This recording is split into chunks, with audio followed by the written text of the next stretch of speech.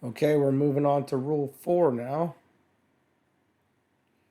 At the time of the June full moon each year, the love of God, the spiritual essence of solar fire, reaches its highest point of expression.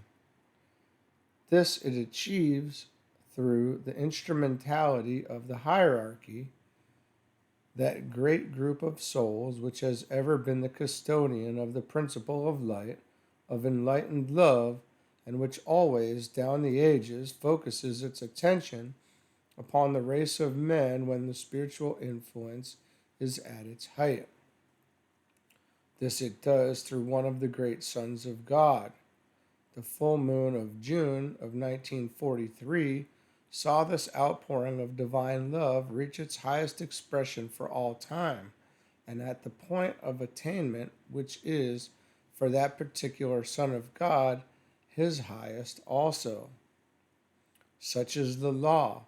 When an embodied Christ in time and space reaches his goal of achievement, recognition of this comes to him at the time of the June full moon, for in that sign of Gemini, the complete victory of life over form and of spirit over matter is consummated and celebrated. The love of God, focused in the Christ, seeks to express itself in some act of peculiarly useful service to humanity.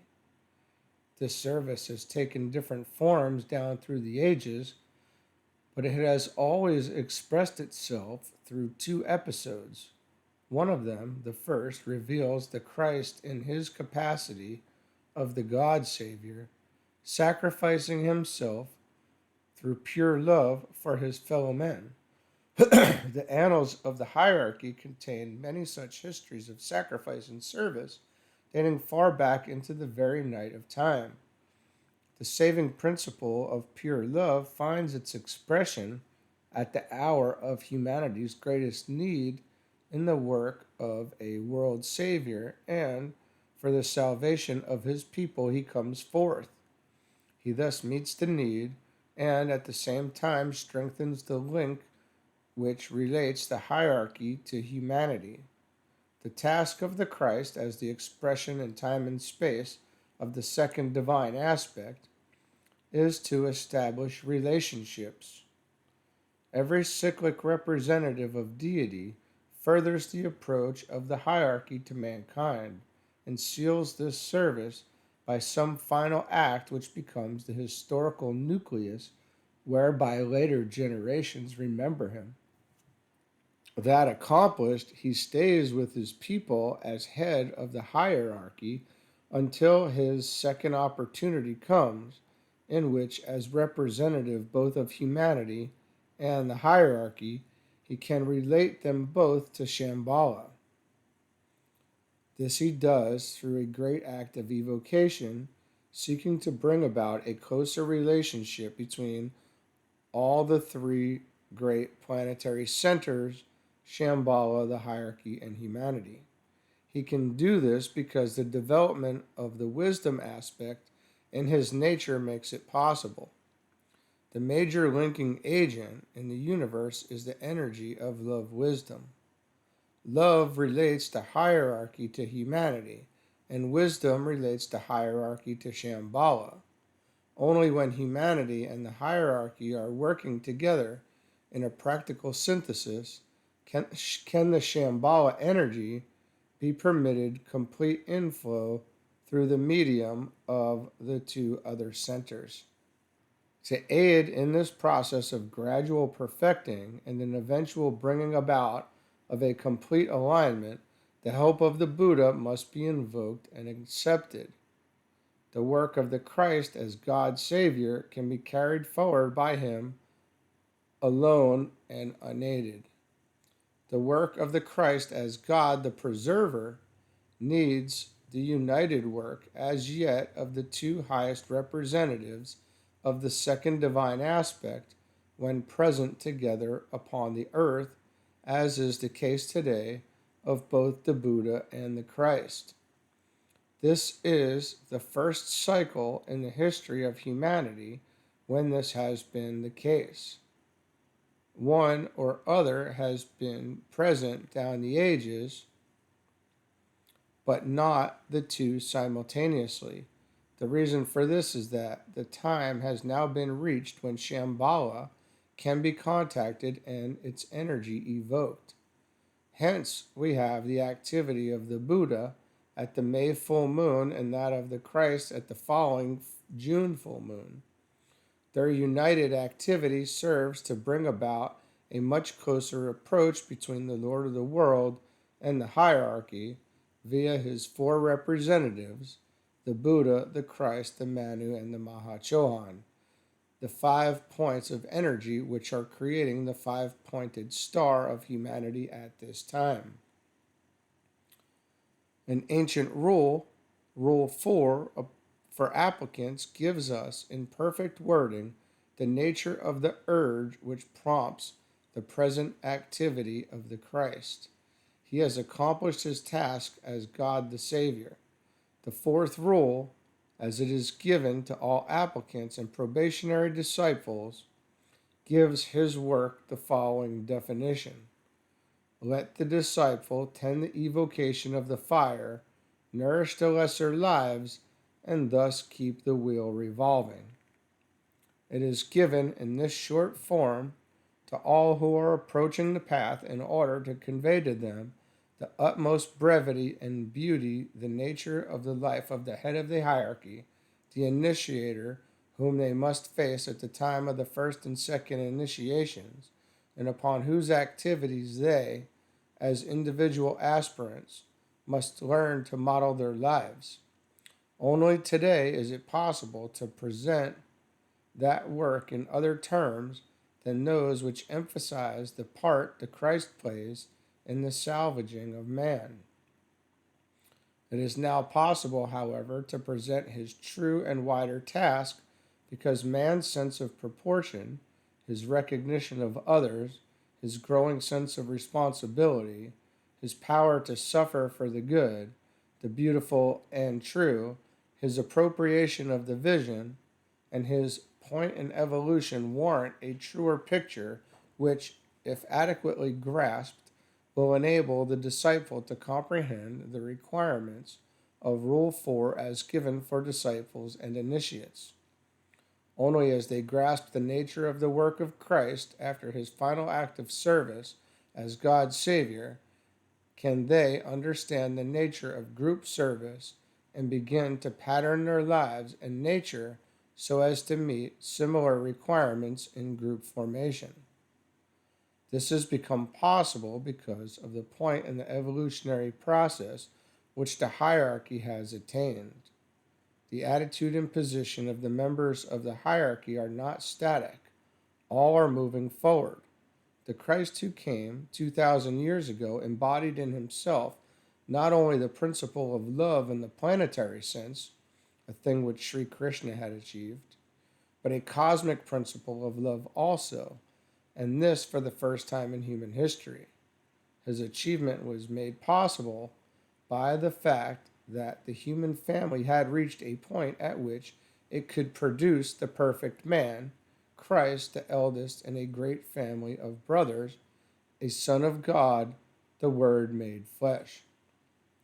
The future progress of humanity is also aided and hastened because of the attainment and activity of the Christ and because he remains with us as God the Preserver. His task today is threefold, and the rule states in very simple language these three aspects of his divine activity or phases of his work. These are: 1. He tends the evocation of the fire. His major task as head of the hierarchy is to evoke the electric fire of Shambhala, the energy of the divine will, and this in such a form that the hierarchy can be drawn nearer to the source of life, and humanity can consequently profit by this hierarchical approach and know eventually the meaning of the words life more abundantly. Christ's evocation of the fire of the will was initiated symbolically in the Garden of Gethsemane. He has twice symbolically shown his individual response to the Shambhala energy, once in the Temple of Jerusalem as a child, again in the garden as a full-grown man at the close of his earthly career. His third and final response, which climaxes his work from our human angle, covers 9 years from the full moon of June 1936 to the full moon of June 1945. This period, in reality, constitutes one event to him who lived now, free in his own world and free from the limitations of time and space. Having related humanity to the hierarchy, which in the case of individual man means relating the personality to the soul, he now seeks to relate more closely, with the aid of the Buddha, the hierarchy to Shambhala, love to will, electric fire to solar fire. He nourishes the lesser lives. 2. This refers to the task of the Christ, which proceeds day by day in his capacity of God the Preserver. He tends the little ones. The work here referred to concerns his activity as initiator and his responsibility as head of the hierarchy. The nourishing of the little lives refers primarily to his task as world teacher and to his responsibility to lead humanity on into the light with the aid of all the masters, working each of them through his own ashram. And 3, he keeps the wheel revolving. This has a specific relation to his work as the Word of God, which manifests as the Word made flesh. This refers specifically to the great wheel of rebirth, whereby, upon that turning wheel, souls are carried down into incarnation, and then up and out of the soul's prison. Through the turning of the wheel, human beings learn their needed lessons, create cyclically their vehicles of expression, the response apparatus of the soul in the 3 worlds, and in this way, under soul guidance, and aided by the hierarchy and its schools of instruction, they arrive at perfection. This entire process is under the control of the Christ, assisted by the Manu and the Lord of Civilization. These 3 great lords thus represent the 3 divine aspects in the hierarchy. They, with the 4 lords of karma, form the 7 who control the whole process of incarnation. The subject is too vast and intricate to be adequately considered. The above truth does, however, give us a clue as to why the Christ made no specific reference to the work of incarnation in his spoken utterances whilst on earth. He was then occupied with his task of world savior. His work as preserver and as head of the hierarchy had not then begun. It was at that time dependent upon the experience in the Garden of Gethsemane and upon the resurrection initiation. Someday the gold and the silver threads of the gospel story will be disentangled, and men will know the 2 interpretations which can be put upon the events and episodes in the career of Jesus the Christ. The underlying true events give us great steps and developments in the work of the Christ as he enveloped humanity in the mantle of love, grasped the rod of initiation on behalf of his brothers, and faced the Lord of life himself, unattended, unafraid in his own right. The episodes refer to happenings in the life of Jesus. At the present time, and at the immediate point of tension, Christ has added to his 2 immediate and constant tasks that of hastening the coming of the Avatar, who awaits for the perfected work of the hierarchy focused in the Christ, and the powerful work of Shambhala focused in the Lord of the world. When the exact moment has arrived, the work of the Buddha, representing Shambhala, and of the Christ, representing the hierarchy, plus the sincere demand of humanity, will bring about an arrangement or an alignment which will release an evocative sound which will be extraplanetary, and then the avatar will come. Ask me not for the date or the hour, brother of mine, for I know it not. It is dependent upon the appeal, the voiceless appeal, of all who stand with massed intent. It is dependent also upon the hour of exact alignment and upon certain aspects of work being done at this time by the senior members of the hierarchy, and also upon the steadfastness of the disciples in the world and the initiates working in their various ashrams.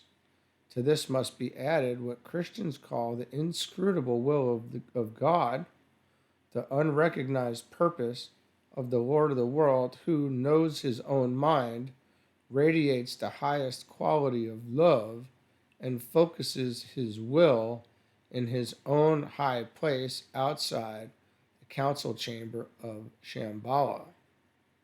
That the avatar will come is a predictable certainty. That his forerunner will be the Christ is equally sure. When Christ comes, it will be for the advanced units of the human family.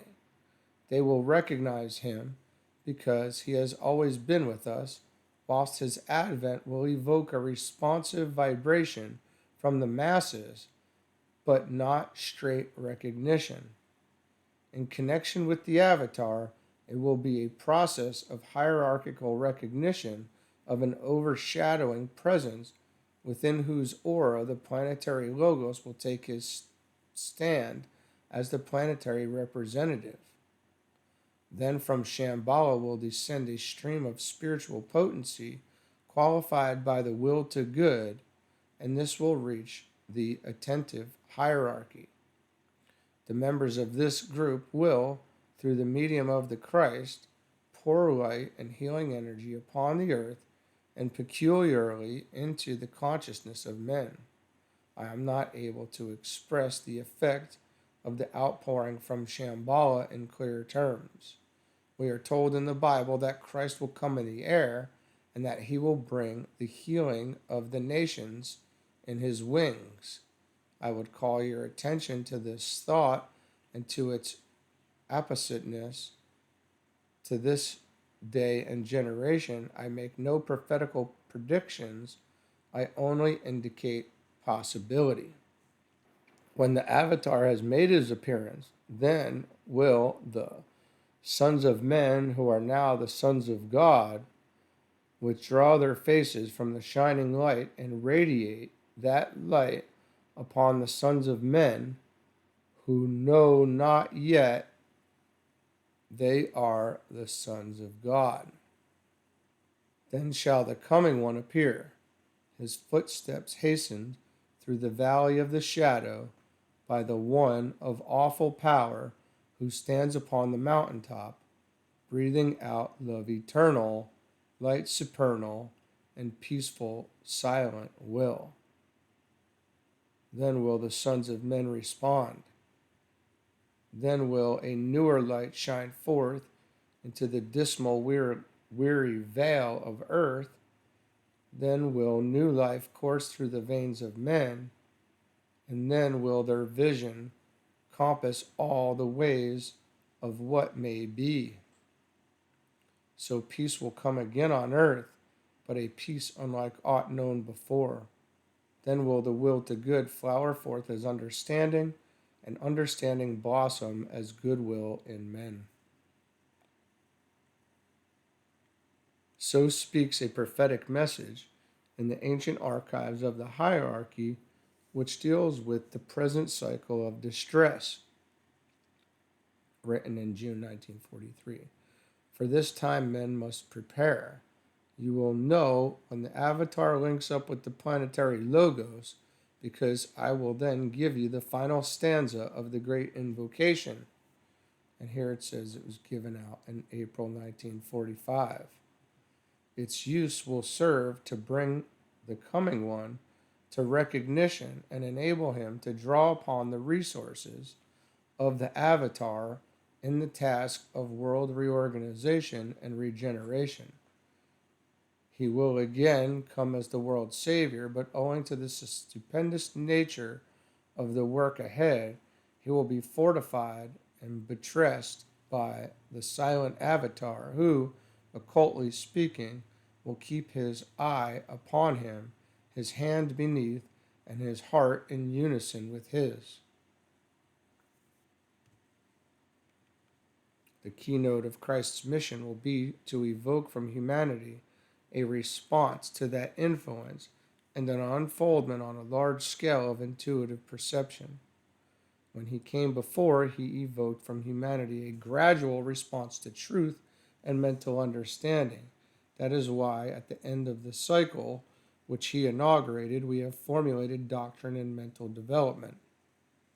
The work now being done by Shambhala and the hierarchy on behalf of humanity will tend also to develop group consciousness and the formation of many groups which will be living organisms and not organizations.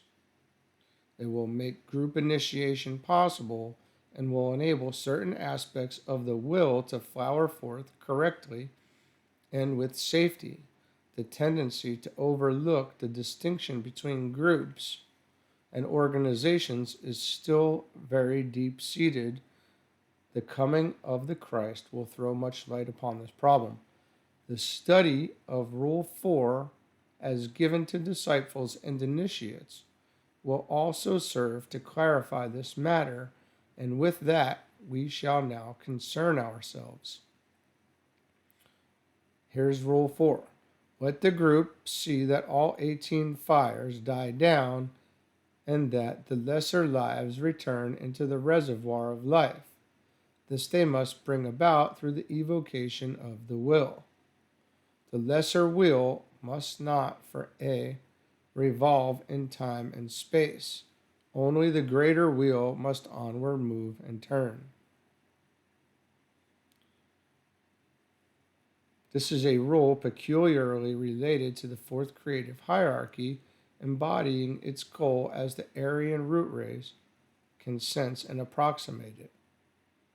It is peculiarly related also to the quaternary, which we give the name personality, composed of a vital or etheric body, a sum total of emotional states, and a mind plus that integrated something which we call the whole man. Rightly understood and followed, this rule reveals the nature of the fourth plane or fourth state of consciousness, that of Buddhi or the plane of pure reason, the intuition. From the angle of the higher initiate, this rule is related to the activity of monad, soul, and body within the planetary life and covers a great mystery and an entire system of relationships of which man in the three worlds is a dim and uncertain shadow. Some clue to the higher quaternary dealt with in this rule will emerge dimly in your consciousness. More is not yet possible if you will attempt to realize the following. 1. The monad relates the initiate to the will of God, to the council chamber or the council at Shambhala, to forces active on the planet Pluto and on another planet which must remain nameless, and also to the central spiritual sun. 2. The soul relates the initiate to the love of God, to the consciousness aspect of deity, to the hierarchy as a whole, entering it through the ashram of the master who has aided him to take initiation, to the planets Venus and Mercury, to the sun Sirius, and to the heart of the sun. The personality relates the initiate to the mind of God, to the intelligence principle of the planetary life, to humanity as a whole, to Saturn and Mars, and to the physical sun through its pranic aspect. 4, the life aspect of the planet, or that great ocean of forces in which all these three aspects live and move and have their being, relates the initiate to that life which works out through Shambhala, through the hierarchy, and through humanity, thus forming part of the great sum total of manifestation. It is to these major quaternaries that Rule 4 refers, and their relationships only emerge as the initiate keeps the rules. Let us now take this rule stanza by stanza, and so get some understanding of its basic significances. 1. Let the group see that all 18 fires die down, and that the lesser lives return unto the reservoir of life.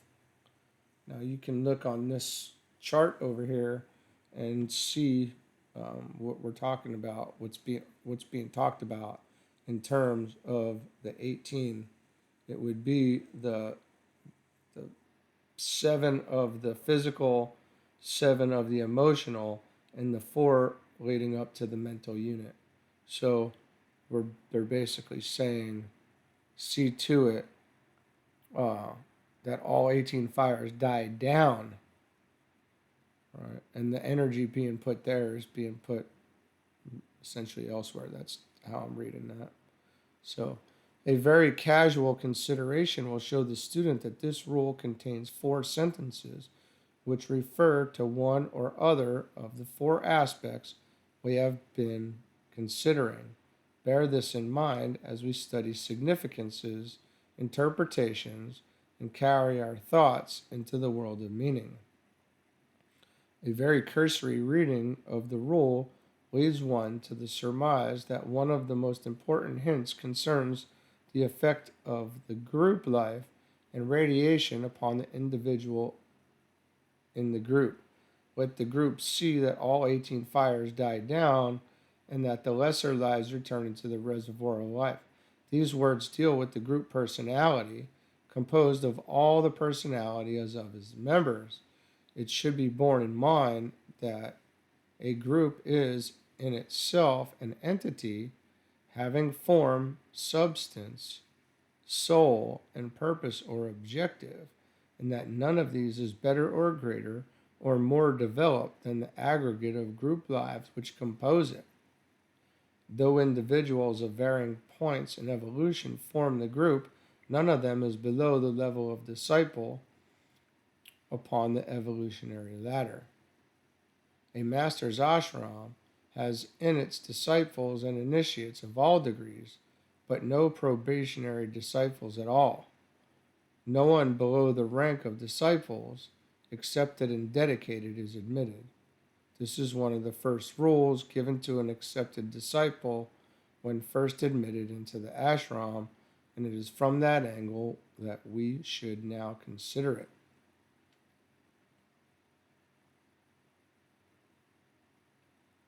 The 3 rules we have earlier considered are general in nature and relate to certain broad themes or demanded hypotheses which must govern the consciousness of the disciple in the future. In this particular rule, we enter the realm of the specific and are presented with certain intentional activities which must govern the disciple's life now that he is an integral part of the ashram. He is faced with the proposition of making his life of such a nature that it furthers the group purpose, enhances the group strength, eliminates all that might hinder group usefulness, and brings closer the objective for which the group was formed, the carrying out of the master's plans.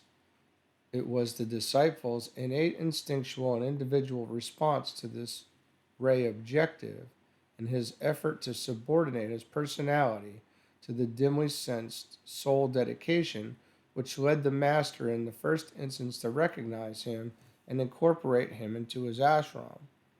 The moment that happened, the disciple came not only under an increased impact of egoic force and egoic impulsive intention, using those words in their occult sense, but the group radiation began its beneficent work upon him.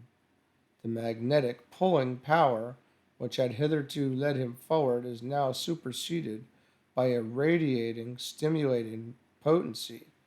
This effects great changes in him and produces both eliminating and substituting results. The effect of the life of the ashram, as far as the group which forms it is concerned and a part of the master's own potency, can be described as follows. 1. The life of the personality is steadily weakened, and its grip upon the soul is definitely loosened. The soul begins to dominate in a very real sense. The necessity of incarnation becomes appreciably less, and finally, life in the three worlds of human manifestation becomes needless. All the lessons have been learnt, and the sole objective has been attained. The will of the monad begins to be sensed. The will aspect blends with the love aspect and makes the intelligence aspect fruitful and effective for carrying out of divine purpose focused for the disciple through the ashram. For the purposes of time and space, of events and extension of matter and consciousness have been achieved and are eventually superseded by something for which we have as yet no term and of which we have no conception. It is that which begins to express itself after the third initiation, when the father aspect comes into view. I know not how else to word it.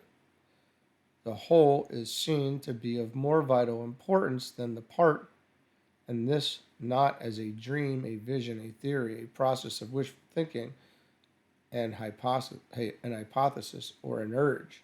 It is realized as an innate necessity and as inevitable.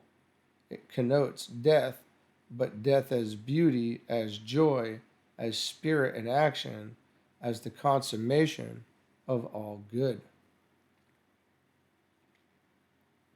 It will be obvious, therefore, that the interpretation of these rules must involve capacity to pass beyond the usual attitudes and what one might call the usual metaphysical and theosophical platitudes, and to see life as the hierarchy sees it. This means that life is approached from the angle of the observer and not from that of a particular participator in actual experiment and experience in the three worlds. This observer is different to the observer on the probationary path. Most of the experiment and experience has been left behind, and a new orientation to a world of values, higher than even the world of meaning, has set in. This attitude might well be described as the mode of approach of all who form a part of an ashram. Those who form the ashram are living in the three worlds of experience if they are accepted disciples, but the focus of their attention is not there. If they are initiated disciples, they are increasingly unaware of the activities and reactions of their personalities because certain aspects of the lower nature are now so controlled and purified that they have dropped below the threshold of consciousness and have entered the world of instinct. Therefore, there is no more awareness of them than a man asleep is conscious of the rhythmic functioning of his sleeping physical vehicle. This is a deep and largely unrealized truth that is related to the entire process of death and might be regarded as one of the definitions of death. It holds the clue to the mysterious words, the reservoir of life. Death is in reality unconsciousness of that which may be functioning in some form or another, but in a form of which the spiritual entity is totally unaware. The reservoir of life is the place of death, and this is the first lesson the disciple learns. The 18 fires refer to the 18 states of matter which constitute the personality. They are the 7 physical states of matter, 7 emotional states, enabling the astral body to function on the 7 subplanes, of the astral plane and 4 states of matter for each of the 4 conditions of the concrete mind. These are 18 grades of substance, 18 vibratory groups of atoms, and 18 aggregates of life, which form the bodies of the lunar lords, which in their totality form the body of the lunar lord, the personality. The above is the very ABC of occultism and a familiar truth to all of you. What is referred to here has, however, no reference to processes of purification, of control, or of discipline. These have been much earlier considered and are regarded as necessary processes instituted upon the probationary path, and should have reached a point prior to the stage of accepted discipleship, where, rapid or slow in expression, they are nevertheless automatic in reaction, sure and inevitable. The first sentence in this 4th rule refers to detachment, the detachment of the soul from the body or institution of those activities which bring about what is called in the Bible the second death. It is not detachment as the aspirant practices it. It is the scientific breaking of all links and the ending through completed use of all contacts which are now regarded as militating against liberation. It is in reality a scientific process of ending karma. It is individual and national karma which brings a man back into a physical vehicle, and clothes him with the qualities and aspects of substance. This must end whilst he is a member of the Master's ashram and is preparing himself for the triumph of the 4th initiation. This is brought about by the automatic, ceaseless, and unquestioning fulfillment of duty from the angle of recognized service. It might be stated that an intelligent understanding of this sentence will lead to those actions which produce the death and dissipation and final dissolution of the personality through the ending of karma. It must be remembered that a master has no personality at all. His divine nature is all that he has. The form through which he works, if he is working through and living in a physical vehicle, is a created image, the product of a focused will and the creative imagination. It is not the product of desire, as in the case of a human being. This is an important distinction and one which warrants careful thinking. The lesser lives, which are governed by the moon, have been dispersed. They no longer respond to the ancient call of the reincarnating soul, which again and again has gathered to itself the lives which it has touched and colored by its quality in the past. The soul and the causal body no longer exist by the time the 4th initiation is undergone. What is left is the monad and the thread, the antakarana, which it has spun out of its own life and consciousness down the ages, in which it can focus at will upon the physical plane, where it can create a body of pure substance and radiant light for all that the master may require. This will be a perfect body, utterly adapted to the need, the plan, and the purpose of the master. None of the lesser lives, as we understand the term, form part of it, for they can only be summoned by desire. In the master there is no desire left, and this is the thought held before the disciple as he begins to master the significance of the 4th rule. In this rule, 2 main ideas are to be found, both of them connected with the first divine aspect, the thought of death and the nature of the will.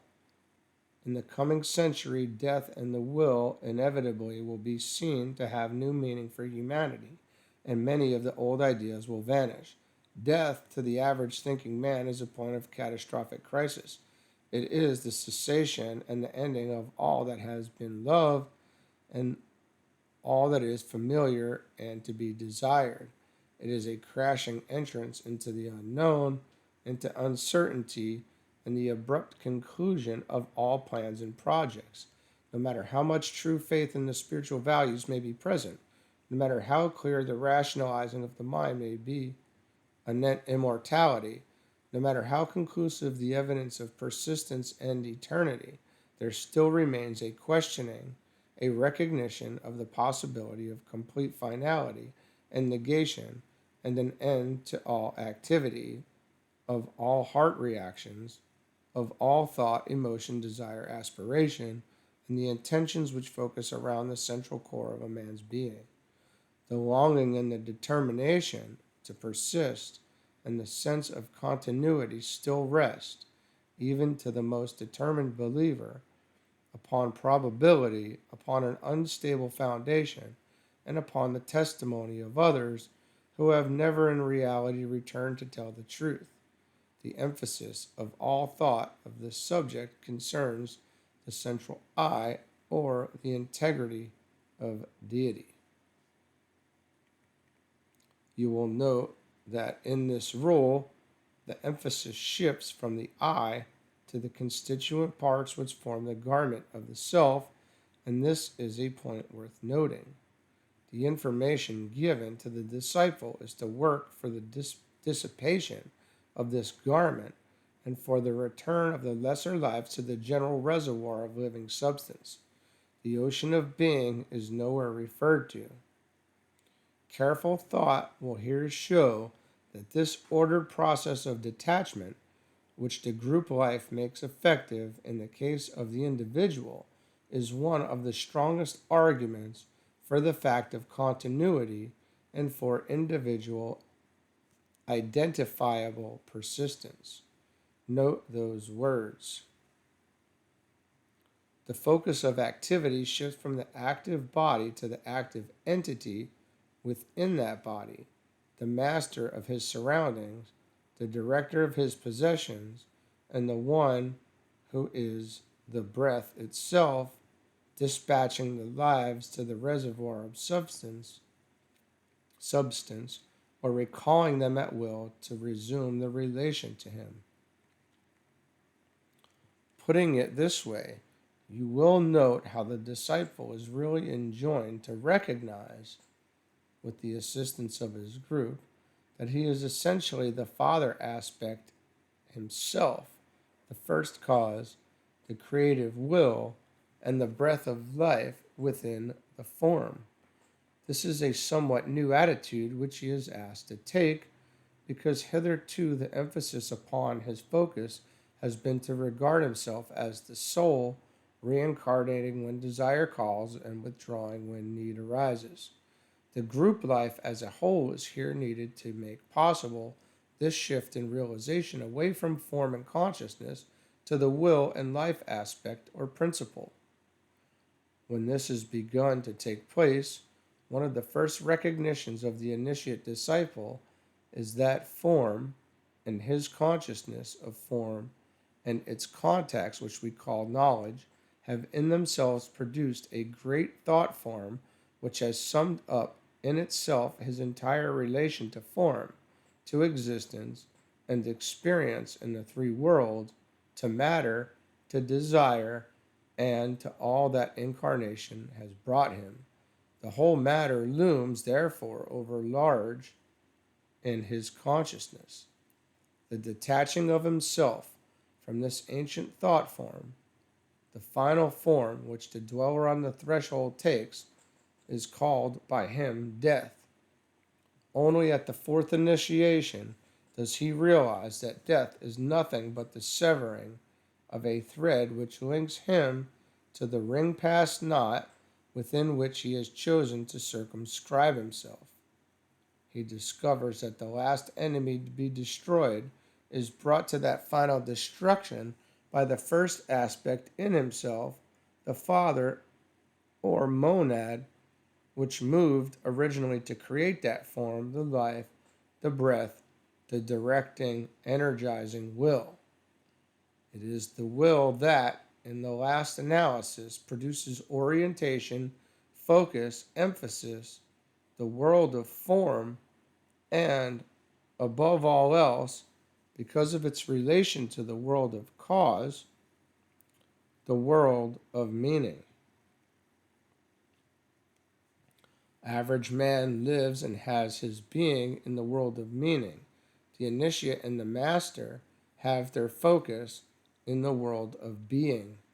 They are then not but will, illumined by love which links them with the world of meaning, and capable of intelligent activity which links them with the world of form and is the indication of life. But the desire of the initiate is not now for activity or even for the expression of love. These qualities are integral parts of his equipment and expression, but have dropped below the threshold of consciousness, a higher correspondence of the automatic activities of the physical body which proceed upon their work without any realized consciousness on the part of man. His effort is towards something which means little as yet to those of you who read these words. It is for the realization of being, immovable, immutable, living, and only to be comprehended in terms which embody the concept of it is not this, it is not that, it is no thing, it is not thought or desire, it is life, being, the whole, the one. It is not expressed by the words I am or by the words I am not. It is expressed by the words I am that I am. Having said that, know you what I mean? Question. Having said that, do you know what he means? It is the will to be which has found itself through the will to good. Therefore, the 18 fires must die down. The lesser lives, embodying the principle of form, of desire, and of thought, the sum total of creativity based upon magnetic love, must return to the reservoir of life and not be left but that which causes them to be, the central will which is known by the effects of its radiation or breath. This dispersal, death, or dissolution is in reality a great effect produced by the central cause, and the injunction is consequently this they must bring about through the evocation of the will. This type of death is ever brought about by a group because it is from the earliest moment the one unmistakable expression of soul activity as influenced consciously by the monad or father, and this activity is a group activity which wills the return of the lesser lives to the general reservoir from the very first moment that it has become apparent that the form experience has served its purpose and that the form has reached a point of such resilience and capacity that perfection has been practically achieved. This is definitely consummated at the fourth initiation. Now, at the end of the great life cycle of the soul, persisting for aeons, the time is nearing when form taking and experience in the three worlds must end. The disciple finds his group in the master's ashram, and consciously and with full understanding, master's death, the long feared enemy of existence. He discovers that death is simply an effect produced by life and by his conscious will, and is a mode whereby he directs substance and controls matter. This becomes consciously possible because, having developed awareness of two divine aspects, creative activity and love, he is now focused in the highest aspect and knows himself to be the will, the life, the Father, the monad, the One. In concluding our study of Rule 4, we are to consider two things: the method of evoking the will aspect, the process of recognizing the life aspect, the monad, the Father in heaven. The result of these two is given in the two closing phrases of this rule. The lesser wheel must not, for A, revolve in time and space. Only the greater wheel must onward move and turn. There is one point here that I should like to make because it opens the door to new concepts, even if it is not yet possible for these concepts to be defined so that the mass can understand.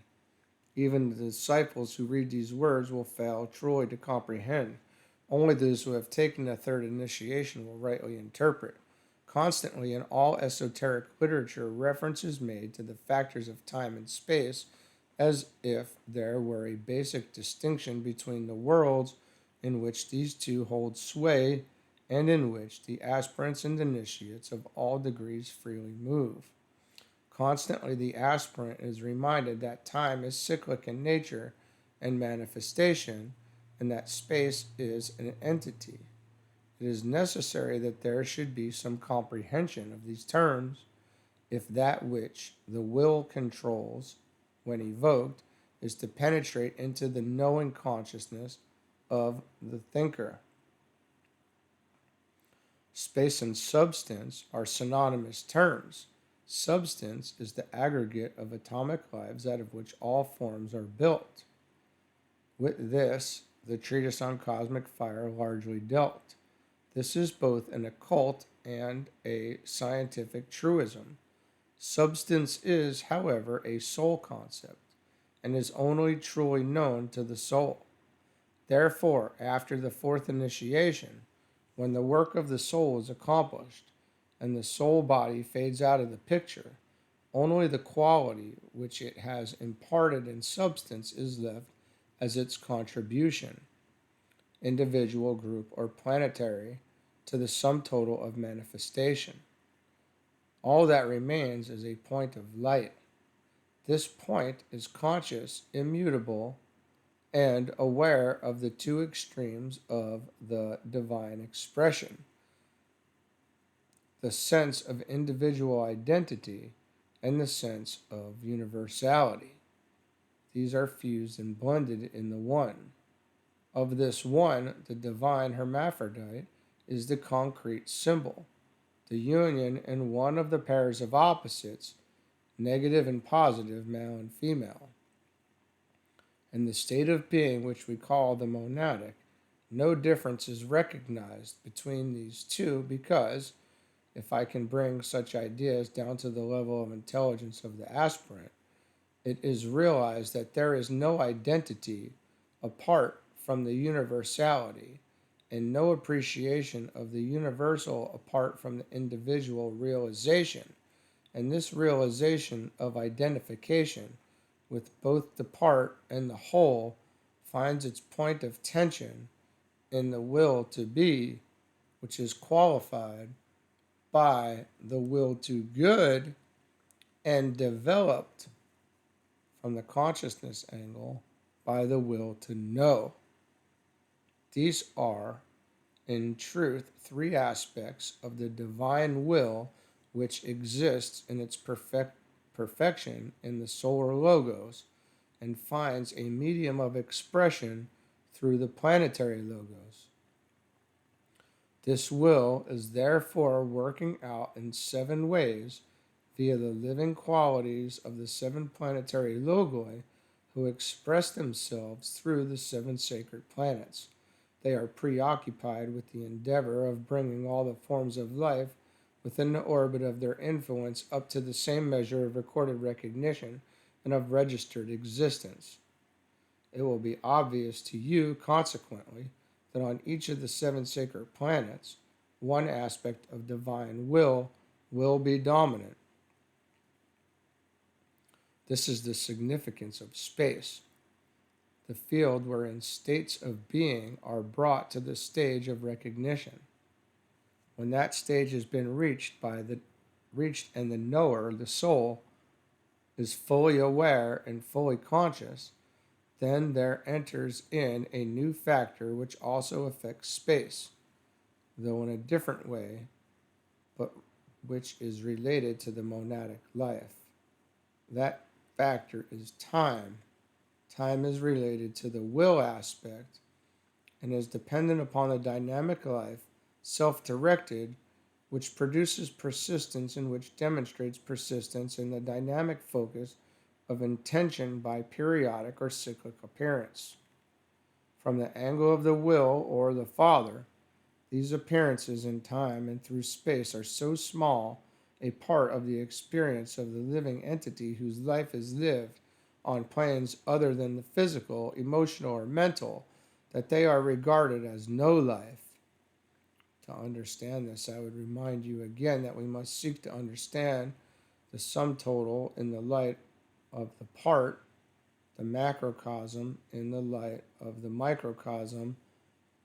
That is no easy task and is necessarily most limited.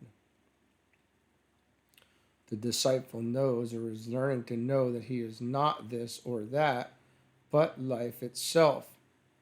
He is not the physical body or the emotional nature. He is not, in that last analysis, a most occult phrase, the mind or that by which he knows. He is learning that that too must be transcended and superseded by intelligent love, only truly possible after the mind has been developed and he begins to realize himself as the soul. Then later comes the awful moment in time when, pendant in space, he discovers that he is not the soul. What then is he? A point of divine dynamic will, focused in the soul, and arriving at awareness of being through the use of form. He is will, the ruler of time, and the organizer in time of space. This he does, but ever with the reservation that time and space are the divine playthings and can be used or not at will. We could paraphrase the last two sentences of this fourth rule as follows. The evocation of the will involves identity with the larger purpose. The little will of the little lives must be merged in the larger will of the whole. Individual purpose must be identified with group purpose, which is as much of the purpose of the whole or the one life as the little life can grasp at any given point in time and space. It is in this sense esoterically understood that time is an event, which philosophy now points out, groping towards an expression of the initiate consciousness. In the long run, literally when the path of evolution is trodden to its end, what remains will be the divine purpose and the all-enveloping life as it materializes the plan in time and space. This is the result of the turning of the greater wheel of life, causing all the lesser wheels in time and space also to turn. In the meantime, the human being is first of all driven by desire, then by aspiration towards some vision goal, then by his selfish will, which reveals to him the nature of the will, persistent application to some purpose, seen as desirable into which every power is bent. Having exhausted all tangible goals, the inner life forces the man on towards the intangible, and the quality of his will begins to change. He discovers a larger will than his own and begins slowly to identify himself with it, proceeding stage by stage from one realized purpose to another higher one, each step removing him further from his own so-called will and bringing him nearer to an appreciation of the significance of the divine will or purpose. It might be stated, in an effort to clarify the method whereby this is done, that by the carrying out of the plan, the disciple learns the nature of the purpose, but that the purpose itself can only be grasped by one who is developing monadic consciousness. Monadic consciousness is not consciousness as human beings understand it, but is that state of apprehension which is not consciousness or realization, as the mystic feels it, or identification, as the occultist terms it, but something that appears when all of these three are appreciated and registered in a moment of time within the orbit of space. Now, having said this, I would ask you if you are much the wiser, or of what profit it is for me to write these words if you understand them not. For two reasons I write.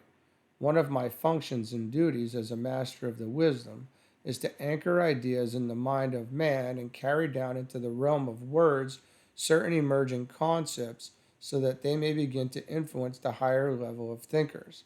These latter are responsible for precipitating the ideas deep into the human consciousness. Secondly, I write for the generation which will come into active thought expression at the end of this century. They will inaugurate the framework, structure, and fabric of the new age, which will start with certain premises which today are the dream of the more exalted dreamers, and which will develop the civilization of the Aquarian age. This coming age will be as predominantly the age of group interplay, group idealism, and group consciousness as the Piscean age has been of personality unfoldment and emphasis, personality focus, and personality consciousness. Selfishness, as we now understand it, will gradually disappear, for the will of the individual will voluntarily be blended into the group will.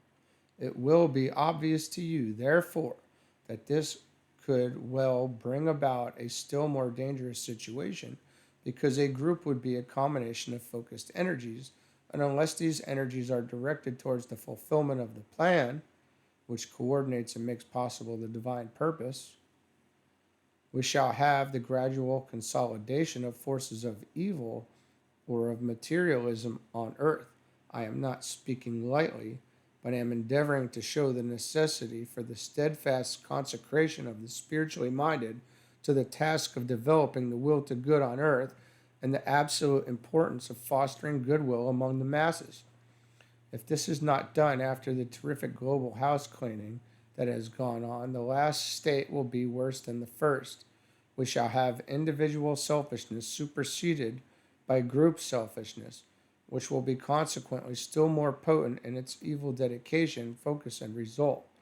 The little wheels can continue to revolve in time and space, hindering the onward progress of the great wheel, which, again in time and space, is the wheel of humanity. The heavenly man and the human being upon that wheel are developing divine qualities and attributes. The will aspect of divinity can find expression only through humanity, for the fourth kingdom in nature is intended to be the agent of the will to the three subhuman kingdoms. It was therefore essential that the spirit of inclusiveness and the tendency to spiritual identification should be developed in humanity as a step preparatory to the development of response to divine purpose. It is absolutely essential that the will to good be unfolded by the disciples of the world so that goodwill can be expressed by the rank and file of mankind. The will to good of the world knowers is the magnetic seed of the future.